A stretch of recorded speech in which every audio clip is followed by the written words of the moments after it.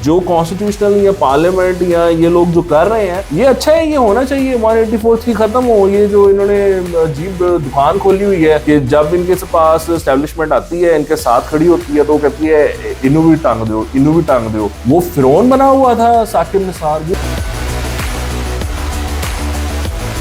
वो फिरौन था। वो लिटरली अपने कोर्ट में खड़ा होकर कहता था तुम्हारी औकात, तुम मेरे आगे बोलो, तुम्हारी ऐसी की तैसी। ख्वाजा साद रफीक को जो उसने एक बयान दे दिया था नाको चने चुबाने का, वो उसने जिम्मेदारी ले ली। उसने कहा मैं तेरी तुम्हें बताता हूँ। तो ये तो उसकी कोर्ट में होता था। वो अजीब फिरौन बना हुआ था और वो हॉस्पिटल्स पे छापे मार रहा है, कोई और प्रोजेक्ट पे जा रहा है, शेख रशीद के साथ किसी कॉलेज की फाउंडेशन रखने चला गया। ये इस तरह का चीफ जस्टिस चाहिए इनको?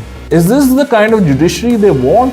तो मतलब ये ऐसे बेवकूफ़ों वाला वो मामला है, लोगों को बस पागल बनाते हैं।